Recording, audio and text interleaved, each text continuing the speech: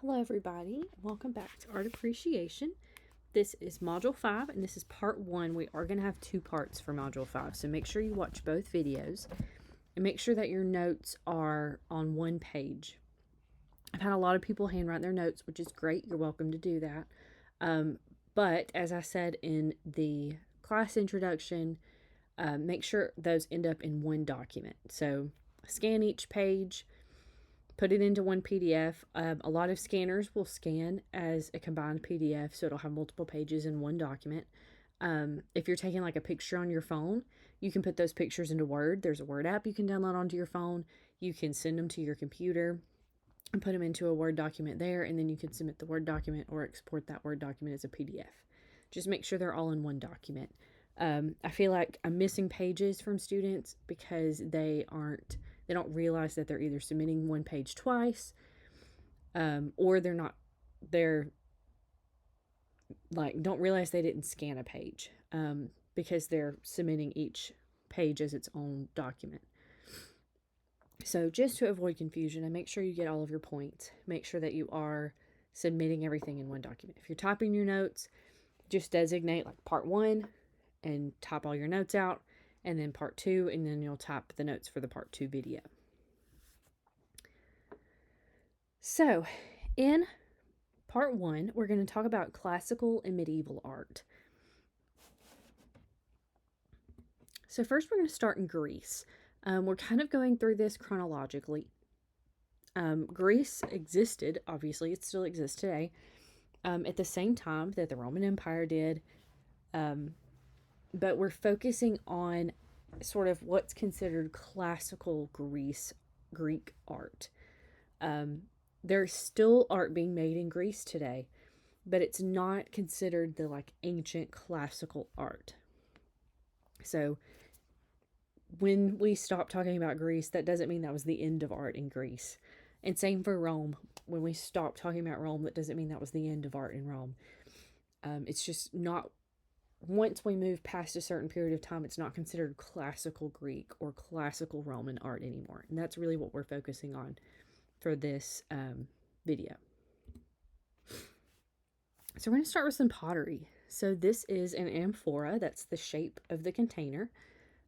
It's credited to the Lysippades painter, and it's from around 530 BCE. It's considered archaic Greek. So classical Greek art is broken down into different periods. We're not really going to talk about those in depth. But if you see something like archaic or Hellenistic, things like that, those are sort of those divisions within the classical Greek span. So this is an example of black figure pottery. Greek artists use either black figure or red figure when depicting images in their pottery. And as I'm sure you can guess, black figure means that a black slip was used to paint the image. Red figure is the opposite. It's usually a black clay used, and then red is painted onto it. So the paint is called slip, and it is wet clay. It's clay that's been watered down to be really thin, so it's paintable. And you paint it onto your clay form, and then when you fire it, it sort of melts in. So this scene shows Ajax and Achilles playing a dice game. So this is a mythological scene from the stories of the Trojan War, in which Ajax and Achilles both fought. So we see a lot of mythological scenes in Greek art.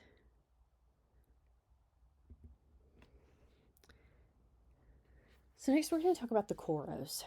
This is again archaic Greek, 590 to 580 BCE. So archaic Greek art Greek art didn't just come out of nowhere.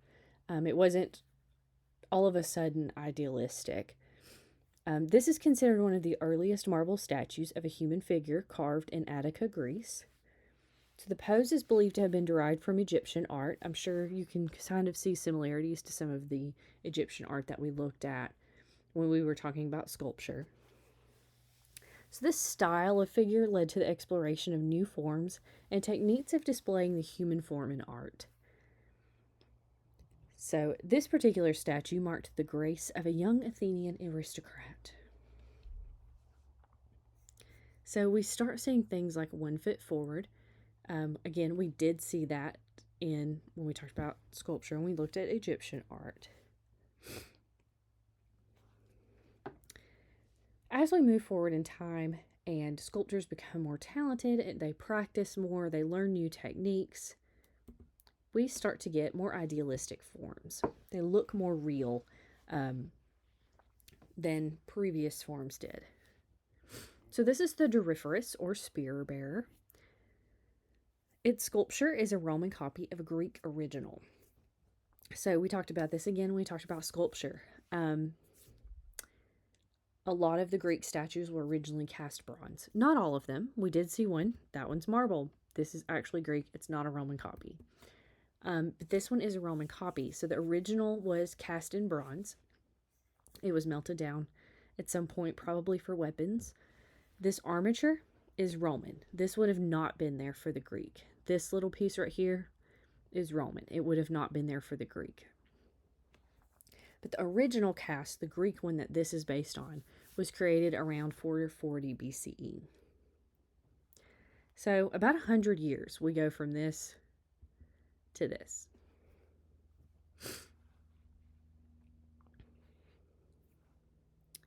It's believed at one point it would have actually been holding a real spear.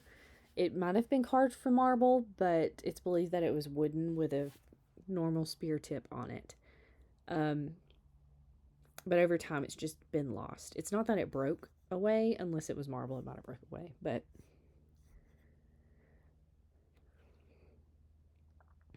so again, this shows idealism. He has a very stoic face. He's perfect, considered the perfect form. He's in a contrapposto pose that we talked about before. So again, we have one arm straight, one arm bent, one leg straight, one leg bent. We've sort of got that S curve happening.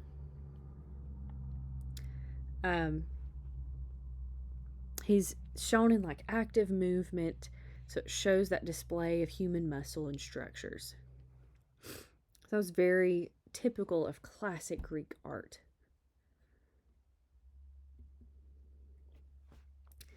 Let's talk about a little bit of Greek architecture. So this is the Parthenon. It's very, very famous, probably one of the most famous Greek structures. It was designed by Ictinos and Callicrates, and it dates from about 447 to 432 BCE. The Parthenon is a temple on the Athenian Acropolis dedicated to the goddess Athena. So it had a series of decorative sculptures along the outside and a larger-than-life size sculpture of the goddess herself on the inside. Those have all since been lost. The current state of the Parthenon is due to misuse. It became many different things over the years. It was converted to a Catholic church, it was a mosque, and it's believed it might have even been a fireworks warehouse. It was used to store munitions in the 1600s and was bombed during the 1687 siege of the Acropolis, resulting in an explosion that severely damaged it. Some of the structures that once adorned the exterior are called the Elgin Marbles, and they still exist at the British Museum in London. Oh, I thought I had a picture of the Elgin Marbles, but I don't. Sorry about that. The Parthenon is built in the Doric order, which is based on the style of column. So we've talked about the columns before when we talked about architecture, and we'll talk about them again. So Doric columns do not have a base, and they have a very plain top. These are fluted, which means that it has this ridge, this vertical ridge all the way around these little ridges. That means it's fluted. If it's smooth, it's not.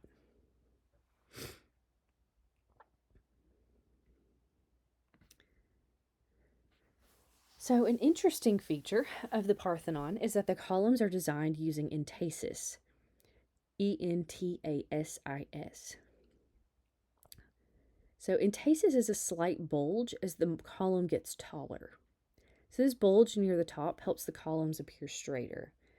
So if you remember when we talked about focal point, and how everything goes back to that focal point with 1 point perspective, We talked about the roadway and how when you're driving down the road, the thing furthest away from you looks like they're joining together, like if the sides of the road seem to join the further away they go from you.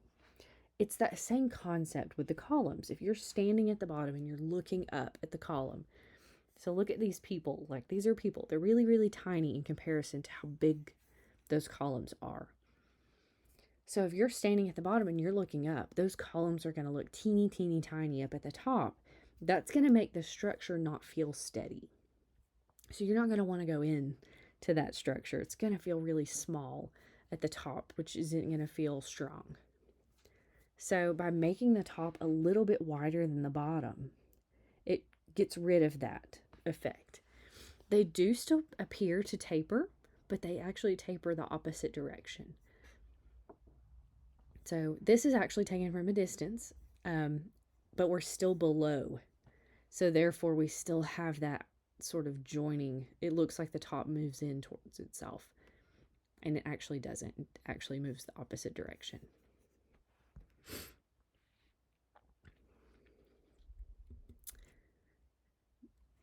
So here you can see that this is what the sculptures would have looked like.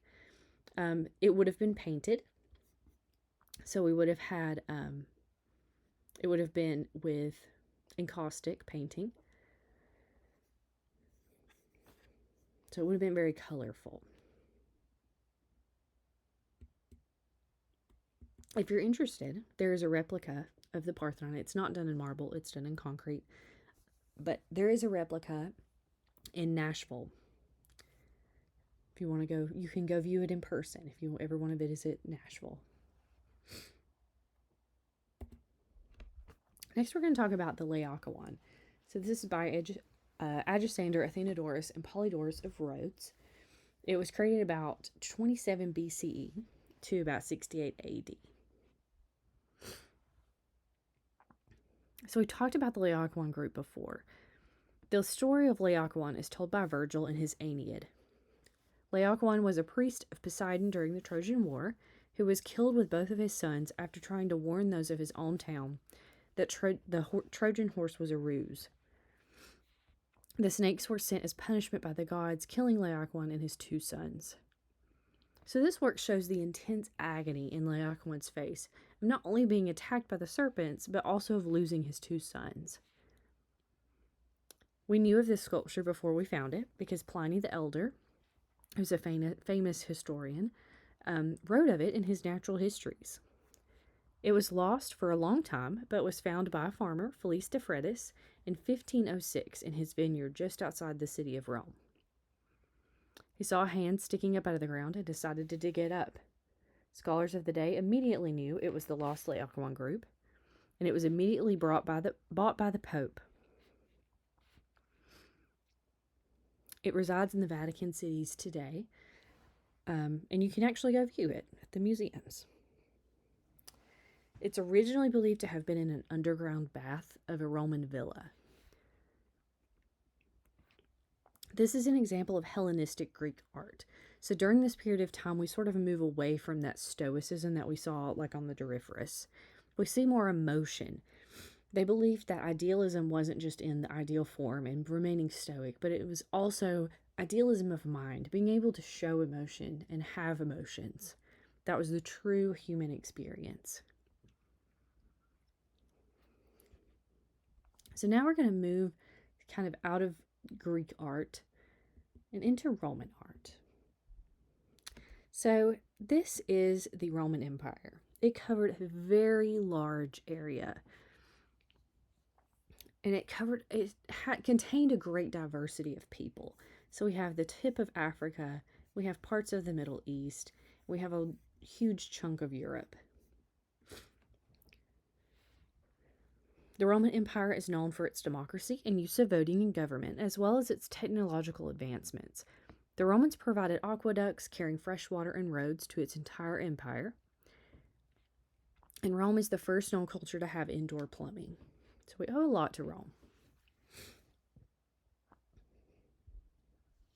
So again, Greece still exists. It actually is part of the Roman Empire at this point.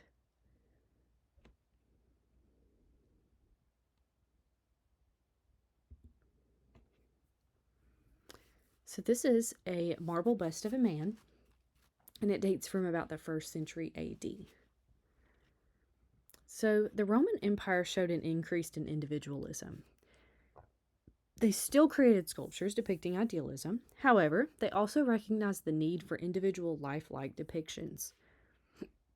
Lifelike depictions were often used for busts, like this one. Portrait busts showed the not-so-ideal nature of individuals. It showed wrinkles and age, as well as individual facial characteristics.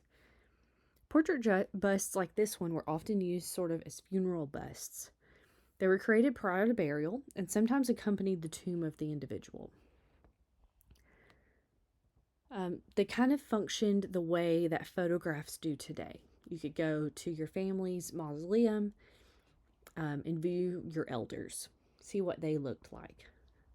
It was also a way of remembering the deceased after they died.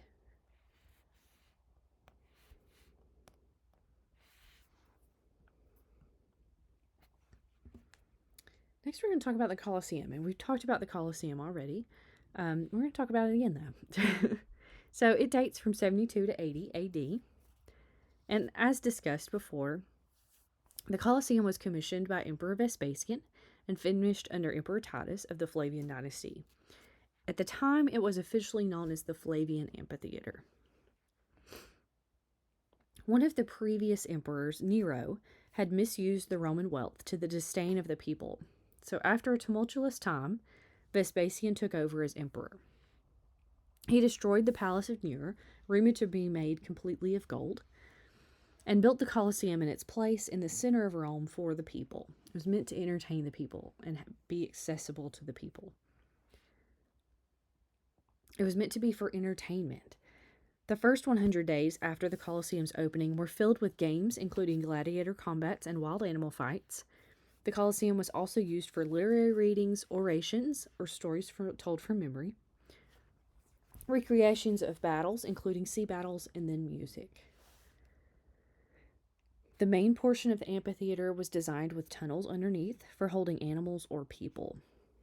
Water could even be flooded into the amphitheater for recreations of sea battles and then drained out. Shades were designed to cover portions of the seating at different times of day, and it's likely that concessions were served.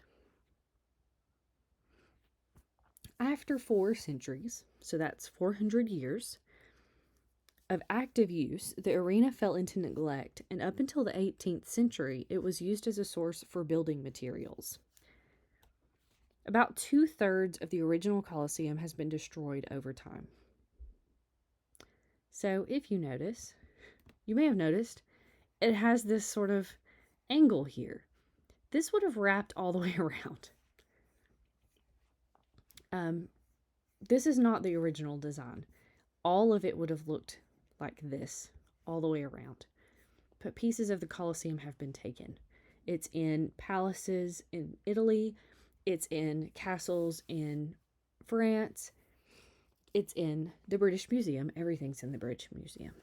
And we joke about it, but really it's not good. Parts of it are in the Vatican City. It's in cathedrals. People would take columns and use them in their homes. But pieces have been taken over and over and over time. So again, about 2/3 of it have been stolen or destroyed. Even when we look at the inside, like the entire floor is gone. It probably would have been made of wood, so it probably would have rotted. But even the seating, like the seats are gone. This would have probably been, like this wouldn't have been open. All of this would have been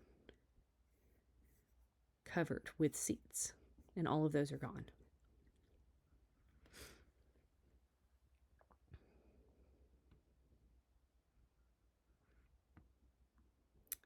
As mentioned previously, concrete is the reason such a large building was able to be built. You can see some of the rocks of the concrete in these images.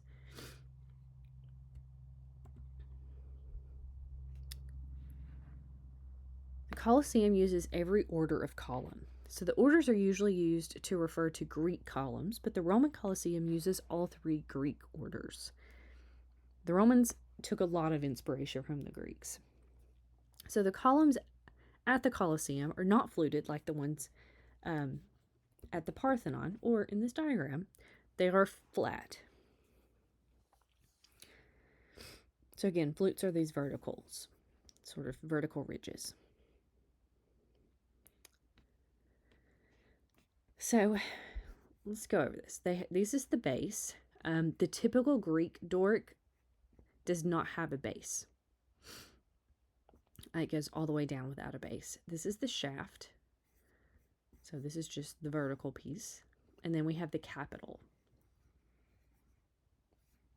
And then we have different orders. So Doric is very simple and plain. Then Ionic has these scrolls. And then Corinthian has this floral patterns.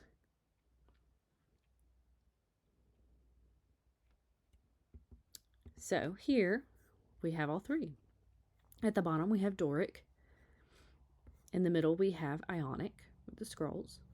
And then at the top we have Corinthian. This was also used to designate social status. The lower wealth people, poorer classes, would sit more towards the bottom, then middle classes, and then upper classes at the very top. The closer you were, there weren't really barriers the way that we have barriers for safety today. So if an animal escaped, or if a spear was thrown too far, the people at the bottom were in more danger. So that's why the lower classes sat closer. Your front row seats were not your coveted seats.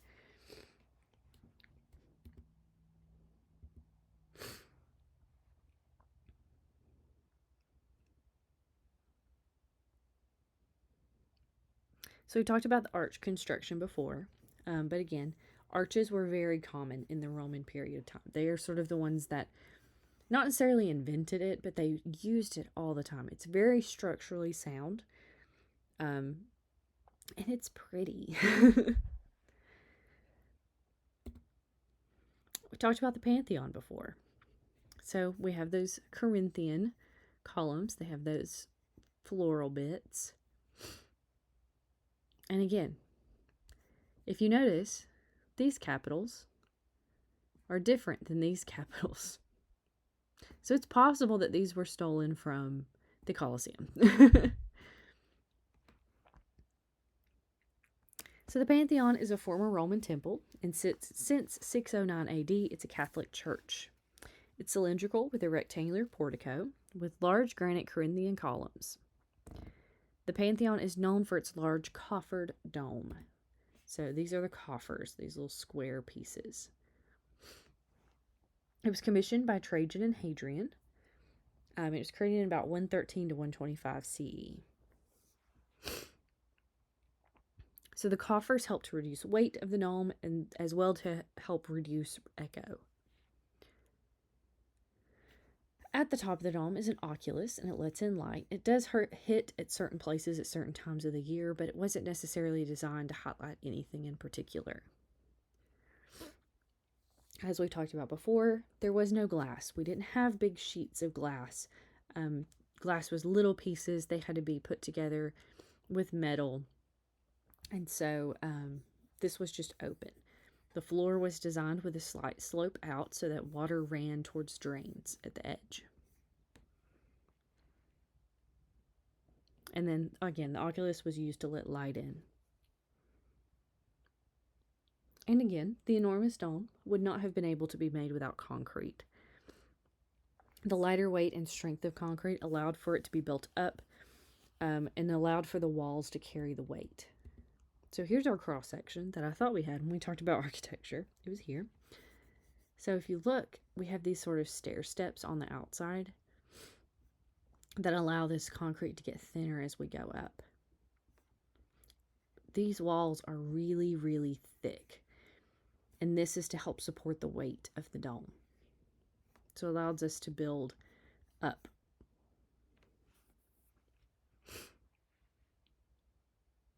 The building design was unique within its own time, but was later looked to for inspiration for a lot of other buildings. We have classical revivals, especially in the 19th century, and this was really looked to for inspiration during those.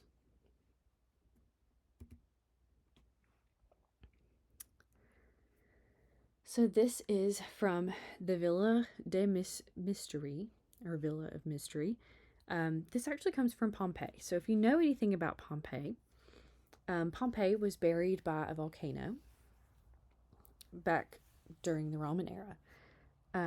There are very, very few examples of Roman paintings. We have writings about how good and realistic and exquisite Roman paintings were, but there really weren't any examples for a very long time. If they were painted on like a wooden panel, the panel had deteriorated or been lost. If they were painted on walls, they had just been removed or fallen off. Until we discovered Pompeii. So Pliny the Elder, I've talked about him before, very, very famous historian. He wrote about the time in which he lived, so we call him a primary source. But Pliny the Elder wrote about the eruption of Vesuvius at Pompeii at the time of its eruption. Pliny was on a ship near Vesuvius when it erupted. He watched and recorded the entire event, later dying from the smoke, ash, and toxic fumes. So it was kind of the last thing he recorded. For a long time, people thought that Pliny's writings were myth and that the eruption at Pompeii was a legend. However, in the late 19th century and early 20th century, the ruins of Pompeii were discovered and excavation began in 1909. During excavation, archaeologists discovered many Roman paintings. So these were the first Roman paintings seen in hundreds of years. Many of the paintings are in the form of frescoes, which we've talked about before. They're wall paintings painted into the plaster. So we can see them here. We have sort of different patterns. We have figure scenes. This one is a painting of a banquet. So we have people lounging while they eat. We do have pieces missing, but I mean, it was underneath a bunch of ash for hundreds of years. So it's really just luck that we have these.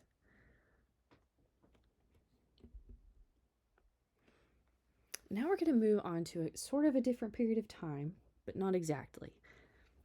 So this is 4th century AD. So if you're familiar with the Christian history, then you should know that Jesus died, and that's where we consider 0 to be in time. After Jesus' death, Christianity spread very, very quickly. So a lot of our polytheistic cultures sort of adopted monotheism. So polytheistic means you worship more than one God. Monotheism means you worship one God. Rome historically had been very tolerant to different religions. The only exception was that your religion had to include the emperors as one of your gods. And most people complied just for ease. The belief was that the emperors were ordained by God, and upon their death, they became gods as well. We see that happen a lot. We see that in Egypt, especially. We even see that in Europe. We see, maybe not upon their death they become God, but we see the idea that rulers are ordained by God. So, around the 300s, Christianity was illegal still in Rome. Because they did not adopt the emperors as gods. So Christians tried to find different ways to express their religion. So we're going to talk about early Christian and Byzantine art. And I'll explain Byzantine a little bit more in a second. So early Christian art used a lot of symbolism and sort of derived different ideas from scenes that already existed. So this is a tomb fresco. Tomb frescoes were very popular among the Romans. These were found in the catacombs of Marcellinus and Peter. And these are examples of early Christian art.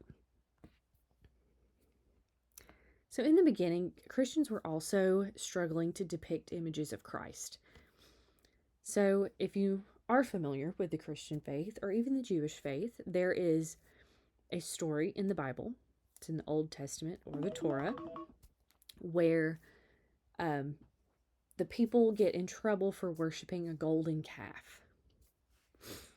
So people, because of that story, they were afraid people would end up worshiping the image of Jesus instead of Jesus himself. So they struggled with ways to depict Jesus. So they often did that with depictions of Jonah. So here we have depictions of Jonah. We have Jonah getting on the ship and calming the sea, which Jesus also did. We have Jonah being eaten by the fish. So this is typically a symbol of Jesus' death and then resurrection. So Jonah was in the whale for 3 days. Jesus died and was in the tomb for 3 days.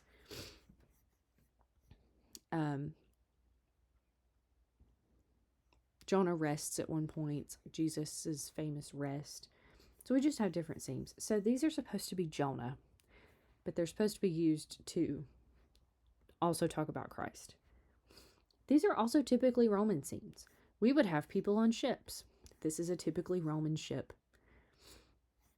People lounged a lot for banquets and other things. So this wouldn't be an abnormal scene.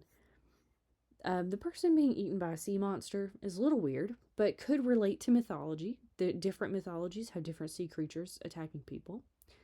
So it's sort of that same thing. Like, these aren't overtly Christian images. Honestly, the most telling thing is that they are not very realistic. And we'll talk about why here in just a second.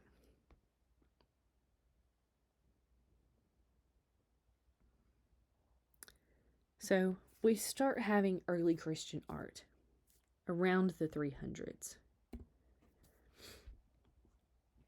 So this is the Colossus of Constantine, and it dates from 312 to 315 AD.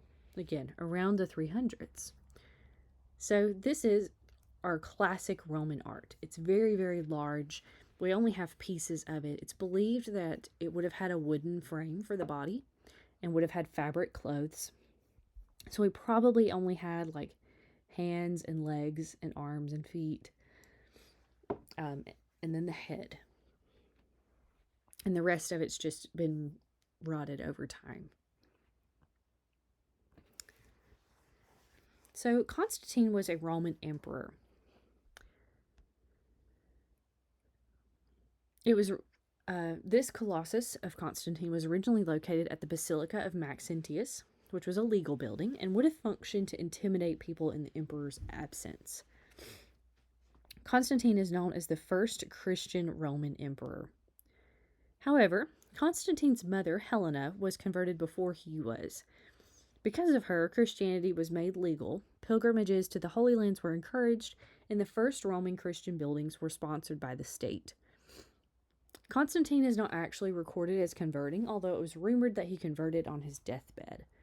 Constantine had one of his own sons executed for being a Christian, and his mother basically chewed him out and was like, that was wrong.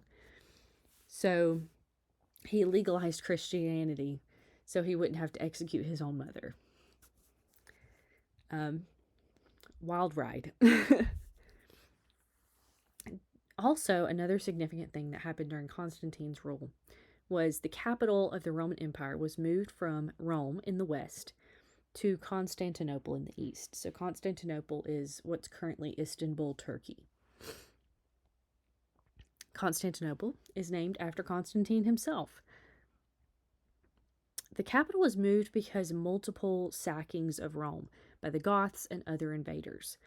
People thought if they controlled the city of Rome, then they controlled the empire, and that's not what happened.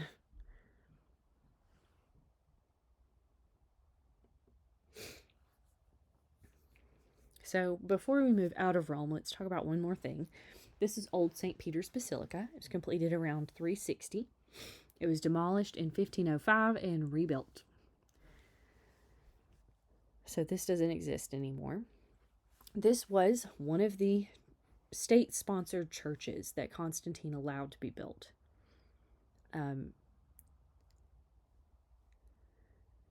Over the years, this structure has been rebuilt and added onto many times till we get what we have today, and it's considered an entire city. The basilica plan was often used by the Romans for government buildings, It was meant to hold a lot of people and function for processions, so like walking. This structure utilized a central nave with side aisles. So we have central nave and side aisles. This plan's used over and over and over again. Christians added wings to create the cross shape, so it makes a cross from above. This shape will carry over into Gothic architecture later. So this became sort of the standard design for Christian churches after its completion. It allowed a lot of people to be in here. It allowed for processions that happen as part of the practice of faith. And then we have side aisles where we could put chapels to worship or to pray. So after the capital of Rome moved to the west, or to the east, when it moved to Constantinople, we start calling this a different period of time. So we call it the Byzantine period of time. We call this the Byzantine people. They did not consider themselves to be anything other than Roman. After the capital moved, we call it Byzantine to designate different periods of time. But the people at their own time still considered themselves part of the Roman Empire. So this is the Hagia Sophia. I think we've talked about it before. It was designed by Anthemius of Tralles, and it was created around 360 to 537 AD. About 150 years after Constantine's rule, Justinian I came into power. Justinian was a Christian emperor from the start. He commissioned the Hagia Sophia in Constantinople, helping to complete the move of the capital from Rome to Constantinople. This structure was the largest interior space of its time. The most notable feature of the Hagia Sophia is its dome. The dome was created with hidden windows at its base, letting in just enough light to create an aura of mystery. So as smoke from the candles and incense rose into the air, the dome would be filled with smoke, leading further to the feeling that one was looking into the heavens. After the fall of the Roman Empire, the cathedral was converted into a mosque. Many other Christian works of art were destroyed, but the architecture of the Hagia Sophia was so powerful that it was converted instead. You don't destroy something you want to keep. So upon its conversion, a lot of the frescoes and mosaics were destroyed, so those are not present today. So things like images of Christ, very overtly specific Christian imagery was taken down.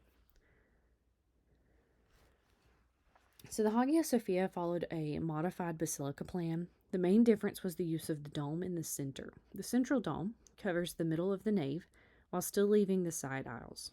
So we have choir, we have dome, and then we're going to have side aisles going down.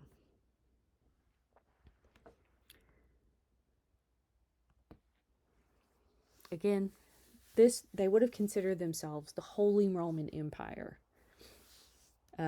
not Byzantine. That's a modern term. We did still have, this is the exterior. We talked about the exterior before.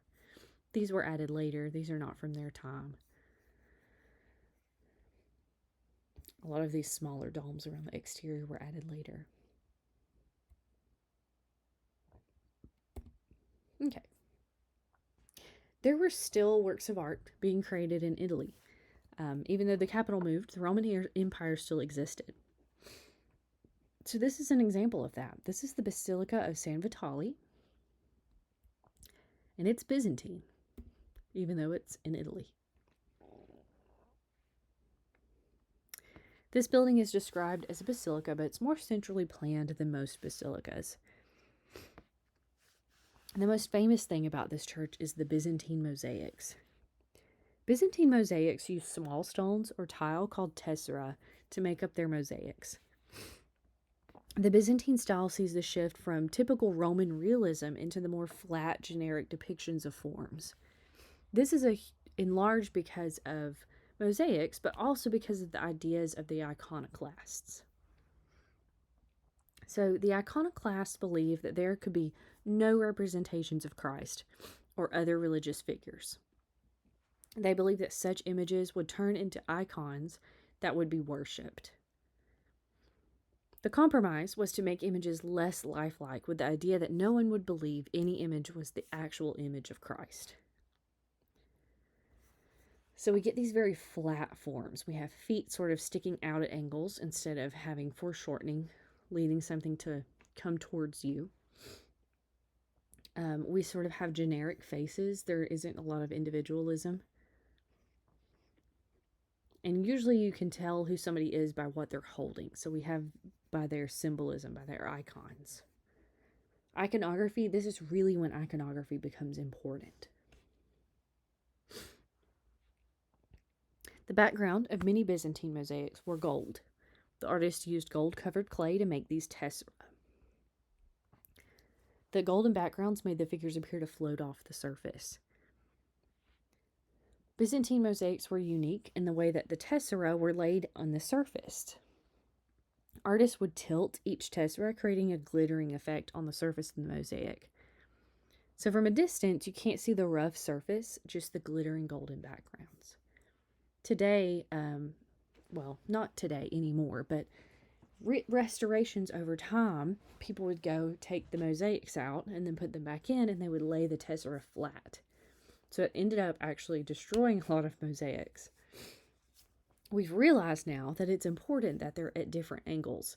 So it's kind of, instead of laying individual pieces of glitter flat onto a surface, it's the difference between doing that or actually shaking out the glitter and having it in different directions. So it creates a different kind of effect. Images sort of float off the surface. They kind of hover off that background.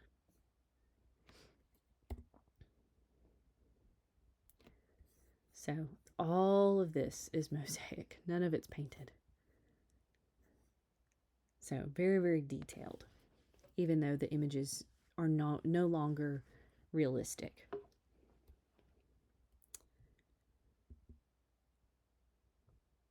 So here's a closer up view. You can see some of those little tesserae.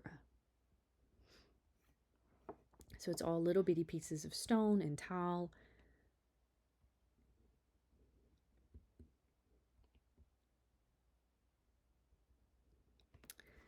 So now we're going to move into the Middle Ages.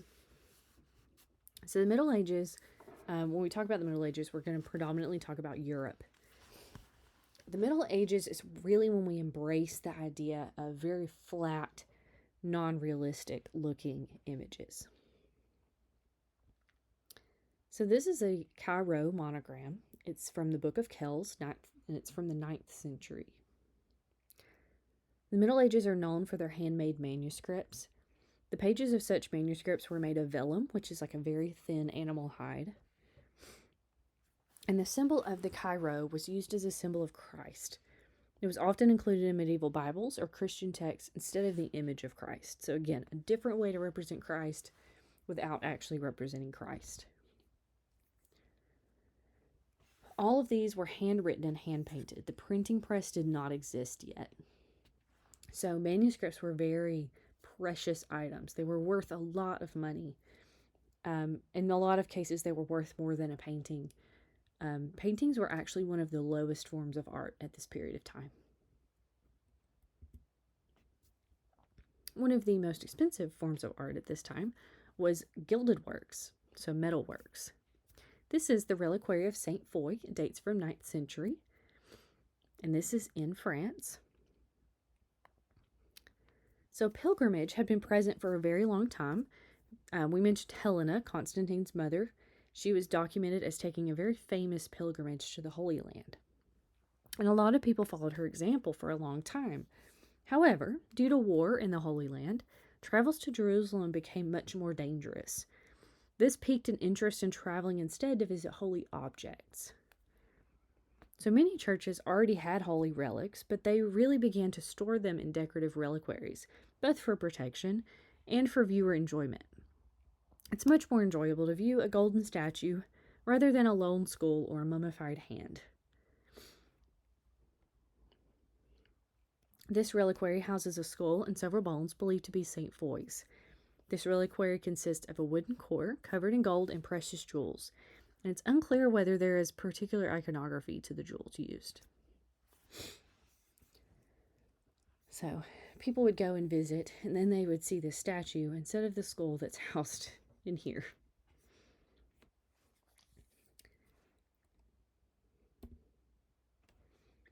Now we're going to talk about my favorite part, which is the Gothic cathedrals. The most notable art of the Middle Ages is Gothic architecture.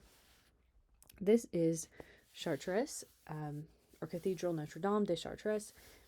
I'm sure you'll hear Notre Dame a lot. There are a lot of churches that are Notre Dame. There's one in Paris. This one's in Chartres. So we call them, a lot of times we call them by their location.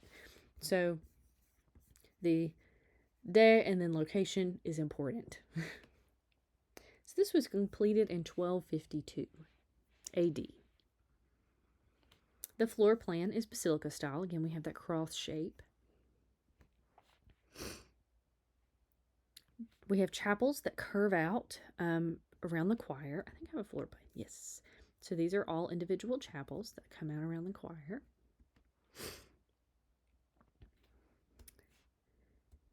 So again, nave, we have side aisles that come down.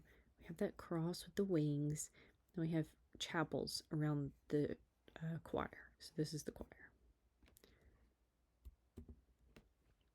The exterior of the church is decorated with relief sculptures of Christian iconography. Again, this was common for Gothic cathedrals. There are 3 portals of the church, each decorated with iconography. This bombards the viewer with Christian imagery before they even enter the church. Each portal is decorated with jam figures. These figures act as columns supporting the arch above. So these are jam figures. And this is all of our relief. Again, there's not a lot of individuality. We really know who each person is because of the icons that they're holding. They're symbols of things around them. We have a ton of detail work. So there's little people here. There's different decorative patterns carved in. It's very, very, very detailed.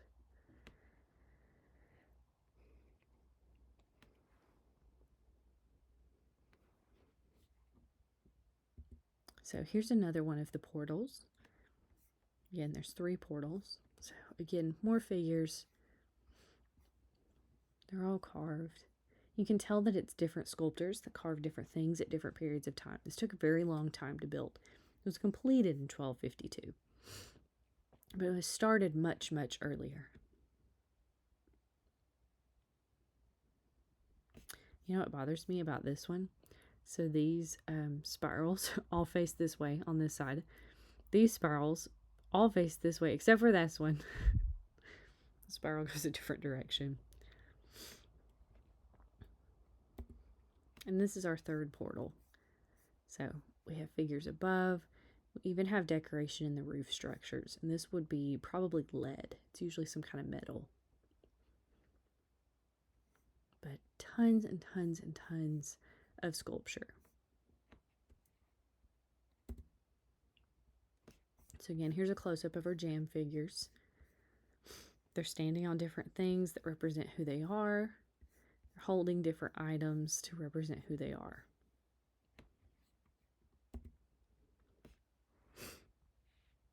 So this is the inside. So we see those classic groin vaults. We talked about that when we talked about architecture. We have pointed arches. We have the stained glass windows. So iconography everywhere. We have sculpture.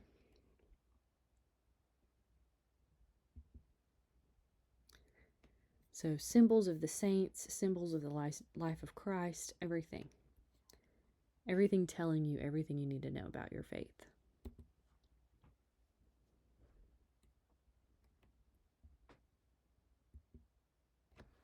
So there's that groin vault again.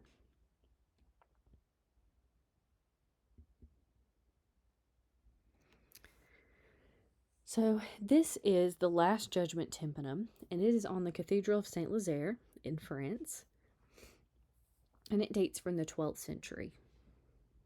So the Last Judgment scene is above the west portal of the Autun Cathedral in France. It's a low relief sculpture carved into the tympanum. So the tympanum is just the area above the door. This scene depicts people being judged and either welcomed into heaven or cast into hell. So we've seen this scene before with Michelangelo in the Renaissance, right? We talked about it before. So this scene we're going to see over and over and over going forward in Christian art. So we see Jesus in the center. So this is our representation of Jesus. We do have depictions of Jesus. They're just very flat. They're not very individualistic. The reason we know it's him is because he's larger than all the rest. He's got this halo behind his head. So this sculpture, this was a largely illiterate culture. They couldn't read. So all of this sculpture sort of explained to people what they were seeing, what they should believe in. It gave them images to look at to understand their faith when they couldn't read about it. So that's the end of part 1. Make sure you go watch part 2. I know that these are a little bit long. We've got a lot of information to cover. It's a very large period of time. But go watch part 2. Make sure all your notes are in one document. I'll see you all in part 2.